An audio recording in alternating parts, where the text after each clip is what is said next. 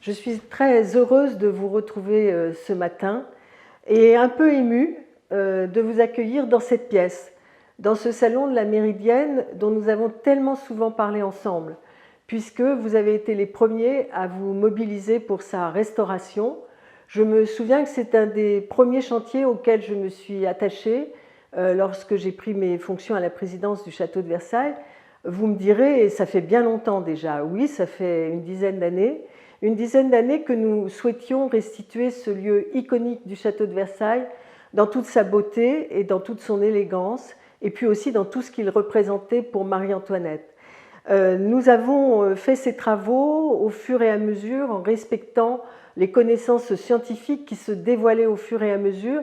C'est la raison pour laquelle tout l'engagement que vous avez eu derrière nous a pris du temps à se concrétiser. Aujourd'hui, nous avons reçu, et c'est une nouvelle merveilleuse, les tissus qui vont pouvoir nous permettre de refaire ces fauteuils et de regarnir aussi ce canapé qui pourra permettre une visite complète enfin de cette méridienne.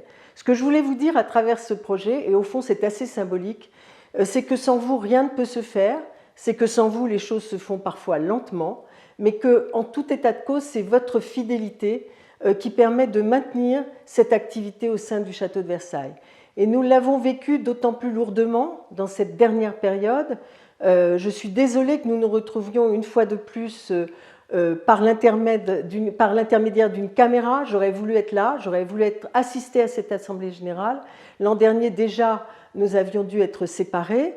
Mais cette année, nous vivons ce moment, je crois, d'une manière différente, parce que nous regardons la vie qui est devant nous et nous sommes moins enlisés, moins endoloris dans cette pandémie qui nous a tous frappés, parfois pour certains d'entre nous durement, mais qui a touché toute notre vie depuis 18 mois. Et en fait, quand je vous retrouve ce matin, je me dis que ce que nous vivons aujourd'hui n'est pas la reprise de l'activité du château de Versailles. Elle ne s'est jamais interrompue. Elle ne s'est jamais interrompue grâce au château de Versailles lui-même. La force de Versailles, c'est le château de Versailles, comme nous avons coutume de le dire. Grâce à la solidité des équipes du château de Versailles, qui pendant toute cette période ont continué à travailler en respectant les règles sanitaires, parfois dans de grandes difficultés pour eux-mêmes, pour elles-mêmes, mais ces équipes ont continué à faire leur travail comme si, j'allais dire, de rien n'était. Et c'est ce qui nous permet aujourd'hui d'accueillir le public comme nous le faisons et de lui montrer surtout des choses qu'il n'avait pas vues, parce que les travaux ont continué et souvent, grâce à vous, grâce à la fidélité que vous avez dans votre soutien, dans votre générosité à l'égard du château de Versailles.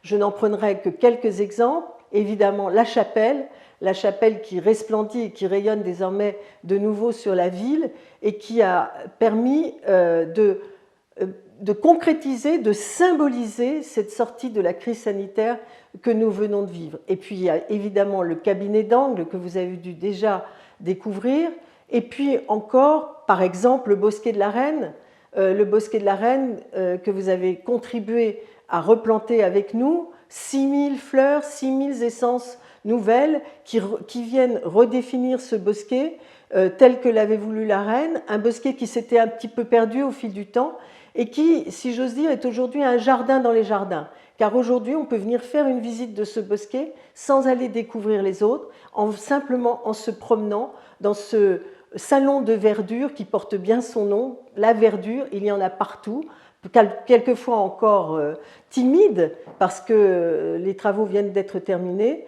mais qui montre qu'on apporte à Versailles encore une nouvelle pièce de ce puzzle historique que nous reconstituons petit à petit. Nous n'avons pas non plus interrompu notre activité dans le domaine des acquisitions. Les acquisitions, c'est très important pour témoigner, et vous ne direz pas le contraire, pour témoigner du dynamisme du château de Versailles. Et grâce à l'exigence, à la compétence, à l'infinie patience des conservateurs, eh bien, petit à petit, nous continuons à maintenir un niveau d'acquisition qui, je crois, n'a jamais été égalé depuis les dernières années. En témoigne l'exposition que nous consacrons aux acquisitions en matière de dessin, qui a ouvert le 2 juin et que vous pouvez d'ores et déjà visiter. Vous y reconnaîtrez des œuvres que vous avez contribué à permettre au château de Versailles d'acquérir. Et c'est tout ce lien qui se tisse autour de nous qui nous permet d'avoir cette force. Je veux encore vous en remercier. Vous dire aussi que nous n'avons pas baissé les bras pour s'adresser au monde pendant cette période, puisque le numérique nous a aidés à développer notre offre culturelle, à montrer que nous pouvions être partout à la fois, et surtout partout quand le château était silencieux et quand le château était plongé dans cette solitude qui nous faisait tant de mal. Eh bien, tout cela, c'est un peu ce que j'aurais voulu vous dire d'une manière un peu plus ordonnée, mais je vous le dis avec tout mon cœur. Je veux remercier le président Thierry Hortmans pour le soutien aussi qu'il m'a apporté pendant toute cette période, le soutien des équipes de la Société des Amis de Versailles autour de Bénédicte Viard. Tous ensemble, vous avez fait que la communauté, entre guillemets, du château de Versailles, eh bien, démontre sa vitalité, sa force, sa passion. Et peut-être que dans cette année 2020 qu'on voudrait tellement oublier, on ne gardera que cet élément positif, cette mobilisation autour de nous qui fait que nous pouvons regarder l'avenir avec sérénité. Aujourd'hui, le château de Versailles traverse une crise financière sans précédent, mais ce n'est pas paradoxal par rapport à ce que je viens de vous dire sur son activité. Cette crise financière, 70 millions l'année dernière de pertes, probablement autant ou presque autant cette année, puisqu'évidemment nous ne pouvions anticiper que les 6 premiers mois de l'année seraient encore anéantis, en tous les cas en matière d'ouverture du château de Versailles, par les conséquences de cette pandémie. Eh bien, cette crise financière, elle nous a permis aussi de nous mobiliser davantage encore. L'État nous a apporté une contribution exceptionnelle, comme à chaque moment de l'histoire du château de Versailles où la situation devient compliquée pour lui.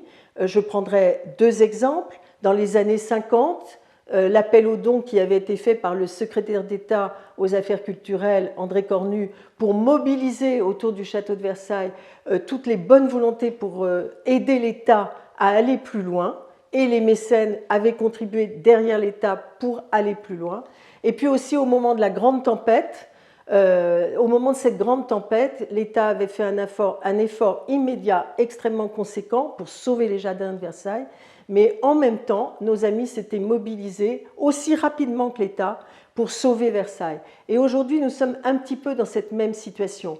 Le gouvernement nous a apporté un appui considérable en nous inscrivant dans le plan de relance, mais c'est votre présence à notre côté qui feront qu'on ne perdra pas de temps. J'ai coutume de dire qu'une journée de perdu à Versailles pour en faire les restaurations, une acquisition manquée à Versailles, et c'est beaucoup de temps perdu pour la sauvegarde de notre grand patrimoine qui nous est envié dans le monde. On le voit à travers tous les témoignages que nous recevons aujourd'hui des Américains, des Chinois qui veulent revenir à Versailles et dont le premier voyage sera probablement pour la France, en tous les cas nous le souhaitons tous, et s'ils viennent en France, on est à peu près assuré qu'ils viendront aussi à Versailles ou d'abord à Versailles.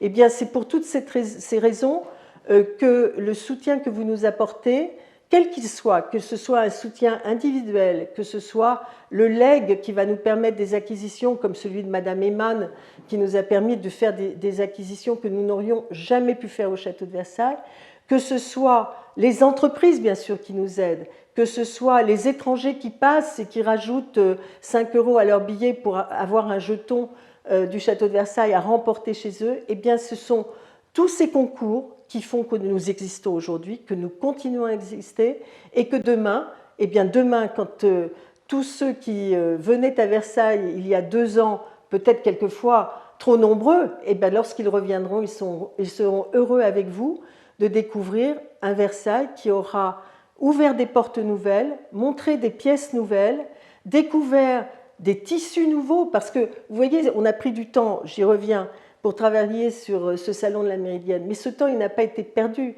il a été utilisé par les conservateurs pour aller au plus profond des détails de ces tissus, pour essayer d'en retrouver les nuances les plus exactes, et donc je dois là encore les remercier les architectes du château de Versailles, Frédéric Didier qui a permis la restauration de cette pièce et qui eux aussi se mobilisent pour que ce château de Versailles finalement continue à raconter une histoire qui ne s'arrêtera jamais.